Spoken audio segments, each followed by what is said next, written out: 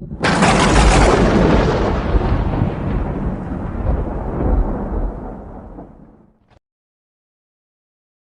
ऐसा नाम जिसके सुनने मात्र से रोम रोम पुलकित हो जाता है, कबीर।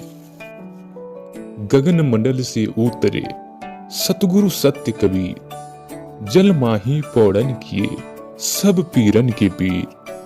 कबीर परमात्मा ज्येष्ठ मास की शुक्ल पूर्णमासी विक्रमी संवत 1455 सन 1398 में दिन सोमवार ब्रह्म मुहूर्त के समय काशी के लहरतारा तालाब में एक विकसित कमल के फूल पर सतलोक से आकर शिशु रूप में प्रकट हुए। वहां निसंतान दंपत्ति नीरू और नीमा को मिले, जिसके प्रत्यक्ष दृष्टा ऋषि अष्टानंद जी थे। आज तक लोग कबीर साहिब जी को एक संत, कवि व समाज सुधारक के रूप में ही जानते आए हैं, लेकिन वास्तविकता यह है कि कबीर साहिब जी ही इस सृष्टि के रचनहार हैं, कुल के मालिक और सभी आत्माओं के जनक हैं। वह अपनी पुण्य आत्माओं को तत्व ज्ञान संदेश देने के लिए प्रत्येक युग में शिशु रूप में प्रकट होकर आते हैं। सतयुग में सत सुकृत कह तेरा, त्रेता नाम मुनिंदर मेरा, द्वापर में करुणा में कहाया, कलयुग नाम कबीर धराया। कबीर साहिब जी की अनेकों लीलाएं हैं। इन्होंने अपने बाल्यकाल में भी अनेकों लीलाएं किए हैं। तो आइए जानते हैं इस एपिसोड में कलयुग में कबीर साहिब जी का अवतरण कैसे हुआ। परम पिता परमात्मा पूर्ण ब्रह्म सारी सृष्टि के रचनहार कुल मालिक कबीर देव जी, कबीर साहिब जी, ये हम सभी आत्माओं के एकमात्र पिता हैं। ये हमारे सृजनहार हैं। हम सभी आत्माओं के ये जनक हैं। ये हमारे मालिक हैं, हमारे पिता हैं। हम सभी काल के जाल में फंसे हुए हैं। इस काल के लोक में हम रहते रहते असंख्य युग हो गए कष्ट उठातों को, और हम इस काल के दुखों को सहन करने के आदी बन गए, क्योंकि हम विवश हैं। और इसी व्यवस्था को हमने अंतिम मान रखा है। और वेद ज्ञानहीन, तत्व ज्ञानहीन ऋषि संतों, नकली गुरुओं ने, इन झूठे ऋषि महर्षियों ने परमात्मा की परिभाषा अज्ञान आधार से हमें बता रखी है, और हमें फाइनल कर रखा है कि जन्म और मृत्यु तो बनी ही रहेगी। इसलिए हमने ये स्वीकार कर लिया कि जन्म और मृत्यु तो सभी का होता है, क्योंकि गीता अध्याय नंबर 4 श्लोक नंबर 5 में स्वयं गीता ज्ञानदाता, जिसको हम सुप्रीम पावर माना करते थे, वो स्वयं कह रहा कि अर्जुन तेरे और मेरे बहुत जन्म हो चुके हैं, तू नहीं जानता मैं जानता हूँ। इस तरह के इन मंत्रों से, श्लोकों से वो अज्ञानी ऋषि महर्षि गुरुजन हमें ये प्रमाणित कर देते थे, हमें संतुष्ट कर देते थे कि परमात्मा भी कह रहे हैं। गीता ज्ञान दाता ये कृष्ण जी को मान रहे थे, और हम पहले अज्ञान आधार से श्री कृष्ण जी को सुप्रीम पावर माना करते थे। और गीता जी में लिखा कि अर्जुन तेरे और मेरे बहुत जन्म हो लिए, तू नहीं जानता। लेकिन ये अज्ञानी इन सदग्रंथों को समझ नहीं सके, जिस कारण से इन्होंने उन मंत्रों के विषय में कोई जानकारी नहीं दी, जिसके विषय में ये स्पष्ट किया हुआ है कि उस पूर्ण परमात्मा जो गीता ज्ञान दाता से अन्य है, उसकी सत भक्ति करने से जन्म और मृत्यु सदा के लिए समाप्त हो सकती है, और उस सनातन परम धाम को ये साधक चला जाता है, जहाँ जाने के बाद फिर लौटकर कभी संसार में नहीं आता।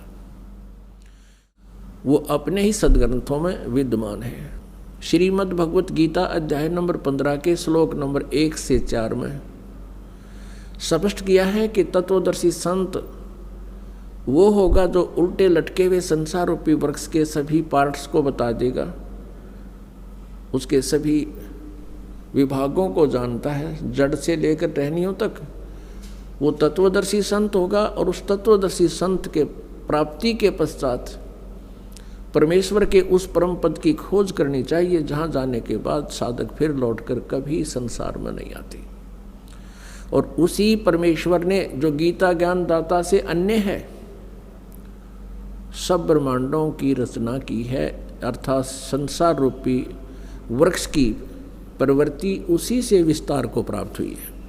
इन अज्ञानियों ने कभी नहीं बताया कि गीता अध्याय नंबर 18 के श्लोक नंबर 62 में गीता ज्ञानदाता कह रहा है कि तू सर्वभाव से उस परमेश्वर की शरण में जा जिसकी कृपा से तू परम शांति को और सनातन परम धाम को प्राप्त होगा।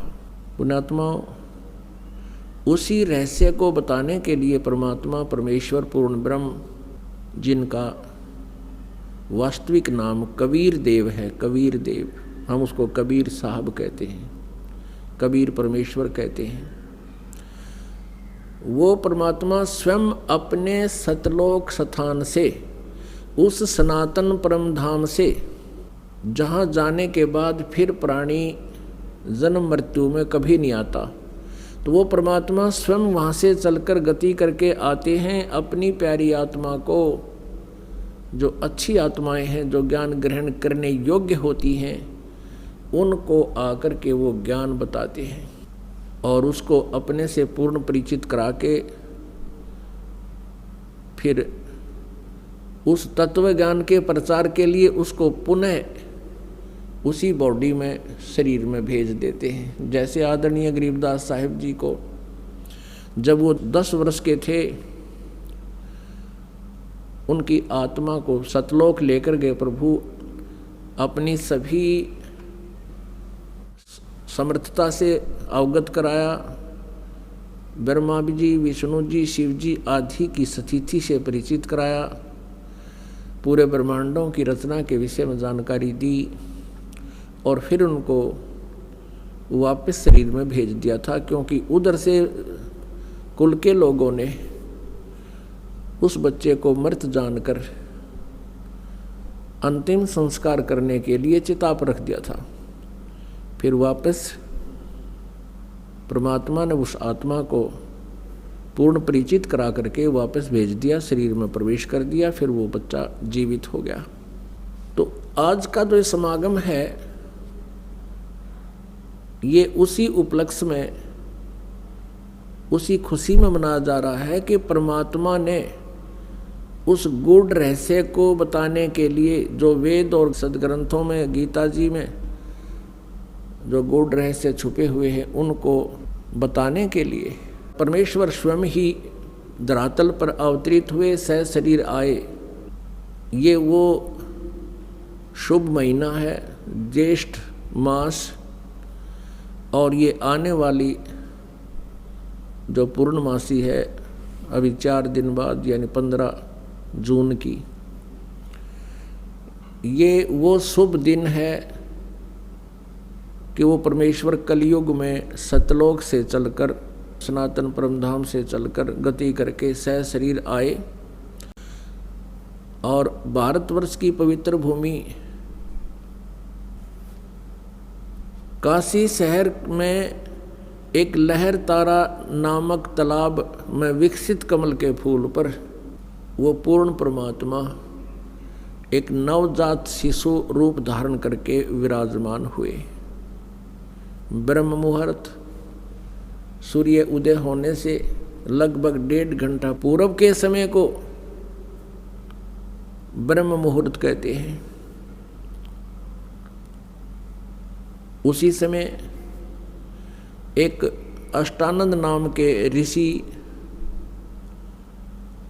वो वहाँ लहर तारा तालाब पर एकांत स्थान देखकर स्नान करते थे, और जैसा भी उनके पूज्य गुरुदेव स्वामी रामानंद जी ने जो साधना करने को बता रखा था, वह कुछ देर बैठकर वो सुबह सुबह भगवान का चिंतन भी किया करते थे। स्वामी अष्टानंद जी अपनी साधना करने की तैयारी में थे, स्नान कर चुके थे, आंखें खुली थी और ज्ञान मुद्रा में विराजमान थे। उन्होंने क्या देखा कि आकाश से एक प्रकाश पुंज आ रहा है प्रकाश का एक गोला सा आता नजर आया। ज्यों ही ऋषि जी ने उसको ध्यान से देखना चाहा, अष्टानंद जी की आंखें चुंधी आ गई। वो उस तेज को, उसकी चरम दृष्टि सहन नहीं कर सकी। आंखें बंद हो गई। आंखें बंद हुई तो क्या देखा, उसमें एक नवजात शिशु का रूप दिखाई दिया। जैसे हम सूर्य की तरफ देखते हैं, हमारी ये चरम दृष्टि आंखें नहीं देख पाती, हम आंखें बंद कर लेते हैं या दूसरी साइड में कर लेते हैं, नीचे को कर लेते हैं, तो उसमें सूर्य दिखाई नहीं देता, सूर्य का आकार दिखाई देता, सूर्य का प्रकाश दिखाई नहीं देता, केवल सूर्य का आकार दिखाई देता है, एक गोला सा नजर आता है।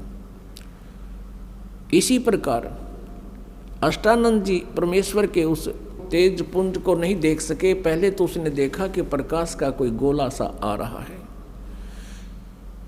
फिर आंखें बंद की, फिर दूसरी साइड किया, फिर इधर किया, क्या देखा कि वो नवजात शिशु का वो प्रकाश रहित रूप दिखाई दे रहा है, जैसे सूर्य को देखने के उपरांत उसका प्रकाश रहित आकार दिखाई देता है।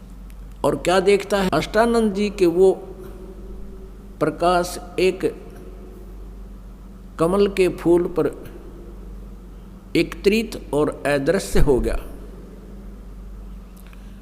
अंधेरा सा था, वो देख नहीं सका, लेकिन इतना तेज प्रकाश अपने आप गति करके आ रहा था, इससे वो अचंभित बहुत हुआ। और इस रहस्य का भेद जानने के लिए वो तुरंत उठकर अपने पूज्य गुरुदेव महर्षि रामानंद जी पंडित जी के पास पहुंच गया और अपने साथ बीती पूरी घटना का विवरण कह सुनाया और पूछा, गुरुदेव ये मेरी कोई भक्ति की उपलब्धि है या कोई मेरा भ्रम है?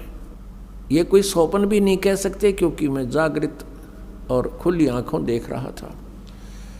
स्वामी रामानंद जी को जितना भी अध्यात्म ज्ञान था, उसके आधार से अपने शिष्य अष्टानंद जी की संतुष्टि करने के लिए उन्होंने कहा कि अष्टानंद, आकाश से जब ऐसे प्रकाश पुंज आते हैं तो वो कोई देव आत्मा होती हैं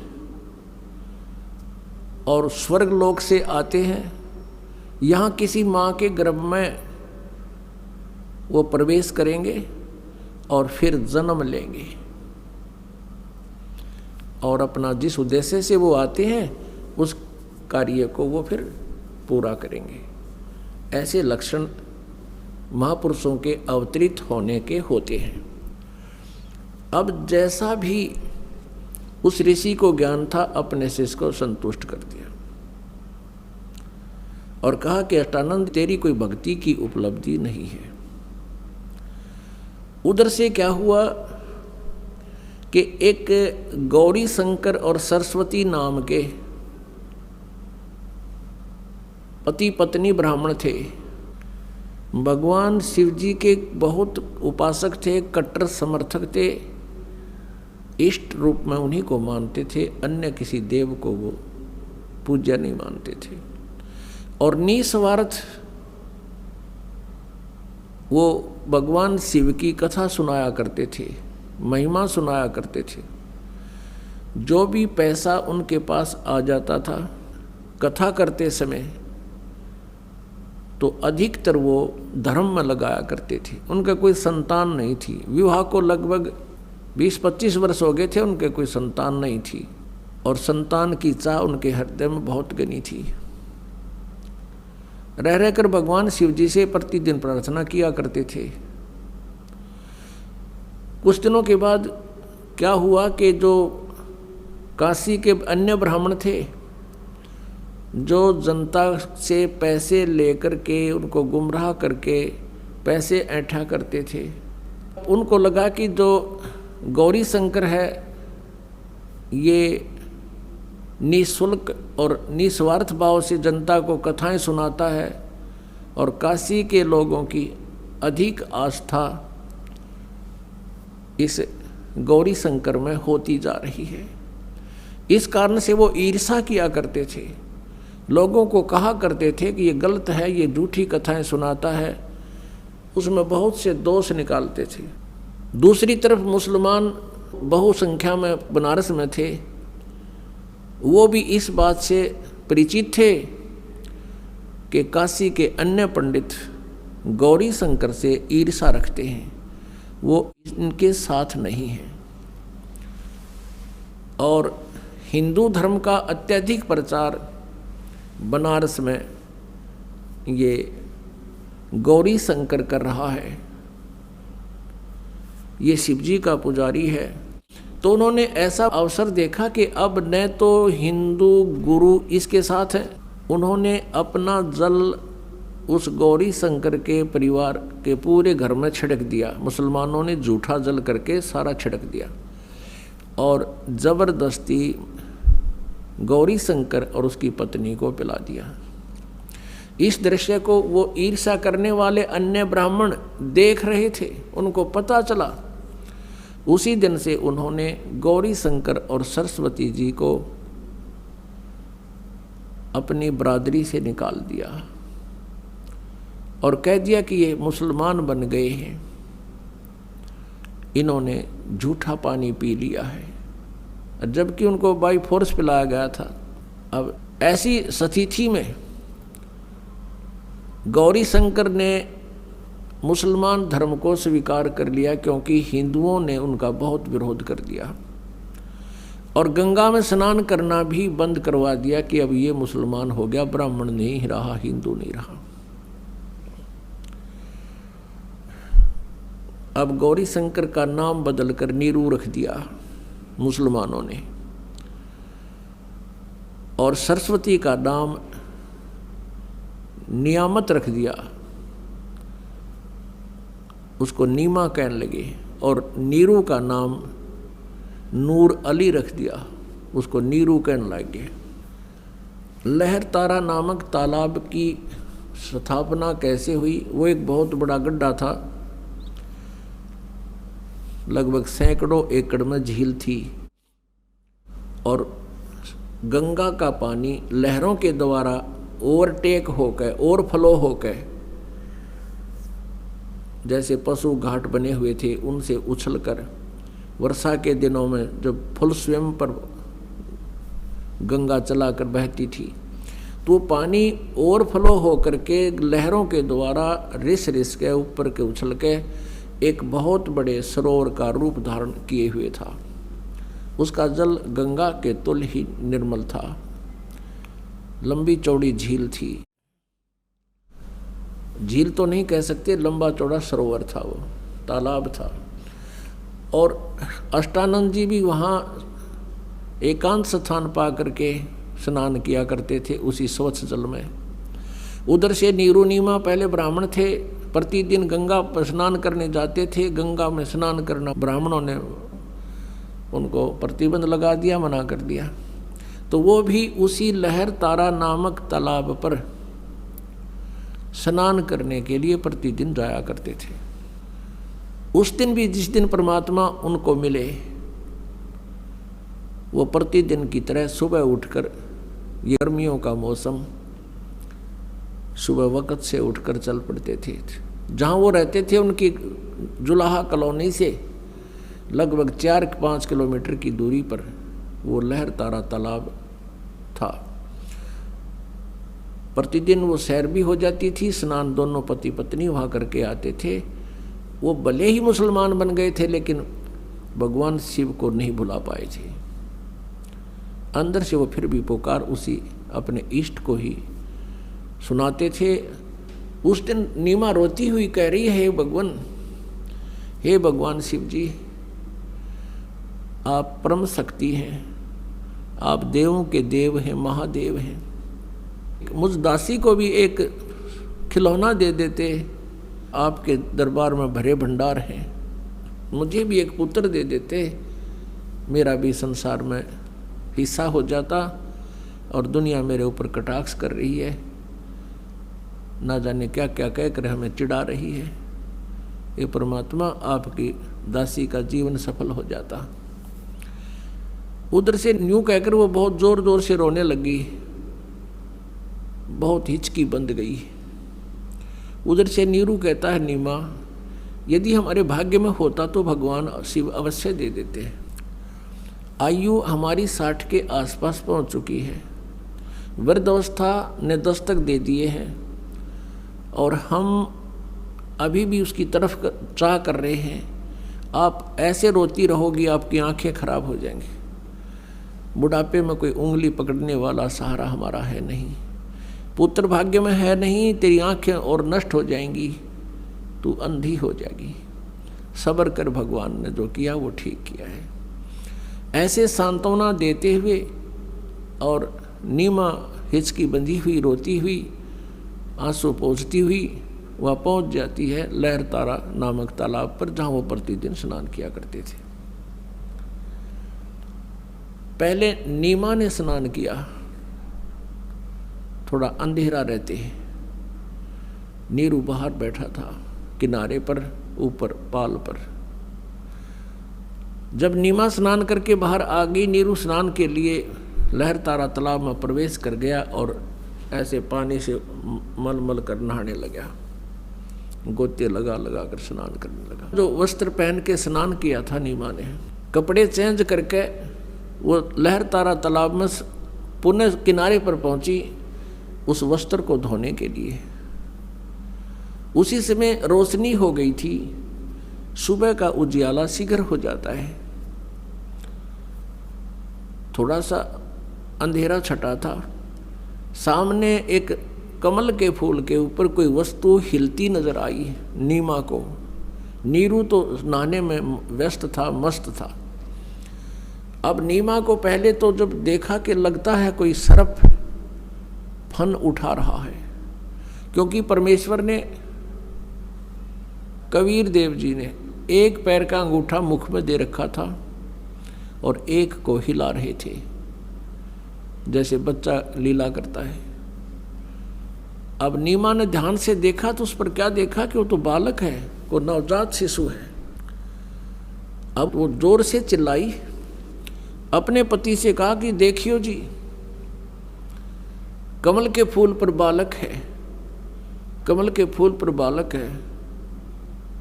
अब नीरू ने सोचा या तो कति मेंटल होगी या पागल हो चुकी है लगता है इसके। अब इसको जल के अंदर भी बच्चे दिखाई देने लगे। हे भगवान, हे अल्लाह, इसको सद्बुद्धि दो दाता। वो फिर चिल्लाई, वो कहने लगा तू चुप रह नीमा, मानती नहीं मेरी बात। यहाँ जल में कहाँ से बालक आए थे। उसने फिर जोर से कहा कि देखना देखना वो डूबेगा बच्चा। अब जिधर वो हाथ कर रही थी, संकेत कर रही थी, उसी तरफ नीरू ने भी दृष्टि डाली तो देखा सचमुच एक बालक कमल के फूल पर। अब उसने आव देखा ना ताव देखा, एकदम आगे बढ़ा क्योंकि गहरे जल में गया और उठाकर उस बालक को कमल के फूल समेत तोड़ के ले आया, उठा लाया, अपनी पत्नी को थमा दिया। अब वो उधर से नीमा ने उस बालक को सीने से लगाया। पुण्यात्माओं, जिस परमात्मा की खोज करते करते हमने युग बीत गए और जिस परमेश्वर के गुणों को सुनकर हम गदगद हो जाते हैं और हमारे रोंगटे खड़े हो जाते हैं, उस परमेश्वर को उस प्यारी आत्मा ने पुत्रवत प्यार किया, सीने से लगा, मुंह चूम्या उस बालक रूप परमात्मा का और माथे का लावे, कभी सीने से लगावा, सौ शुक्र मनावे अपने शंकर भगवान के। अब जो सुख उस माई ने होया होगा उस भगवान के टच करने से, स्पर्श करने से, उसका अंदाजा नहीं लगाया जा सकता। हम उनके नाम से इतने गदगद हो जाते हैं, उस मालिक का गुणगान सुनकर ही हमारे रोंगटे खड़े हो जाते हैं। उस माई ने जिस परमात्मा की चाह है, सर्व सृष्टि रचनहार है, और उस मालिक को सीने से लगाया, उसको कितनी खुशी और कितना उसके शरीर के अंदर रोमांच हुआ होगा। उस सुख को वो माई ही वर्णन कर सकती है। उधर से नीरू ने सोचा कि पहले तो हम हिंदू थे, मुसलमान बना दिए, हिंदुओं से संपर्क रहा नहीं, मुसलमानों से अभी हमारी इतनी जानकारी नहीं, हमारे साथ कोई साथी नहीं है। और यदि हम इस बालक को लेकर जाएंगे और जनता को बताएंगे कि कमल के फूल पर हमें मिला, कोई विश्वास नहीं करेगा। उल्टा कहेंगे कि तुम किसी का बालक चुरा लाए हो। हमारी पिटाई भी कर लेंगे और मार मार कर हमारा हुलिया बिगाड़ेंगे और पूछेंगे बताओ किस बहन का तुम ये बालक उठा कर लाए हो, और हमसे बालक भी छीन लेंगे और नगर निकाला भी दे देंगे। ये सारा जुगाड़ सोच कर, सारे विचार लगा करके नीरू ने अपनी पत्नी से कहा, नीमा इस बालक को यहीं छोड़ दे, और उसको सारी स्थिति से परिचित करा दिया कि हमारे साथ ऐसा ऐसा हो सकता है। तो नीमा ने कहा, जी इस बालक ने ना जाने क्या जादू कर दिया मेरे ऊपर, मैं इसको त्याग नहीं सकती, मेरे बस की बात नहीं। इसने जो मेरे अंदर अट्रैक्शन पैदा कर दी, ये मेरे बस की बात नहीं, मैं मर सकती हूँ। जैसे सर्प से कोई मणि छीन ले, वो फन पटक पटक कर मर जाता है। अब इसके बिछुड़ जाने से मेरी वही स्थिति हो जाएगी, मैं नहीं त्याग सकती। नीरू ने बहुत कुछ समझाया और प्यार दिया। वो कभी अपनी पत्नी को गुस्से से नहीं बोला था, क्योंकि वो समझता था कि ये पहले बहुत दुखी है, संसार के व्यंग सुन सुनकर ये दुखी है, ये निसंतान है, ये बांझ है, पता नहीं संसार कितने प्रकार से पीड़ित करता है। वो उसको बहुत प्यार देता था। वो एक पति का प्यार भी देता था और एक पिता का भी। तो उसने उस दिन कहा कि नीमा तू बहुत जिद्दी हो गई है, मेरा नाजायज़ फ़ायदा उठा रही है, मैं तेरे को आज तक कभी गुस्से से भी नहीं बोला, तो इतनी जिद्दी हो गई है कि आगा पीछा नहीं देख रही है, और ये पिछला हमारा क्या हाल हो गया है, आगे और ना जाने क्या होगा। नीमा नहीं मानी। तो उस दिन पहली बार अपनी पत्नी की तरफ उसने थप्पड़ मारने के लिए हाथ उठाया, रोते हुए, आंखों में आंसू है। तब नवजात शिशु बोलते हैं परमात्मा कि नीरू तुम्हारे लिए मैं आया हूँ, मुझे घर ले चलो, तुम्हें कोई कुछ नहीं कहेगा। अब नीरू का हाथ वहीं का वहीं रुक गया और सोचा ये कोई फरिश्ता है, ये कोई सिद्ध पुरुष है, नहीं तो कमल के फूल के ऊपर बच्चा कैसे स्थिर हो सकता है। उसको फिर सारी बात याद आ गई कि ये कोई सिद्ध पुरुष है, सिद्धि वाला हंस है, भले ये बालक रूप में है लेकिन सिद्धि तो उसी तरह काम करती है, वचन से काम करती है। अब नीरू चुप करके आगे आगे चल पड़ा, पीछे पीछे उसकी पत्नी परमात्मा का शुक्र मनाते हुए और उस ओरिजिनल गॉड को साथ लिए हुए चल रही है, गोदी में लेकर चल रही है। उस कंप्लीट गॉड को, पूर्ण परमात्मा को गोदी में लिए हुए जा रही है।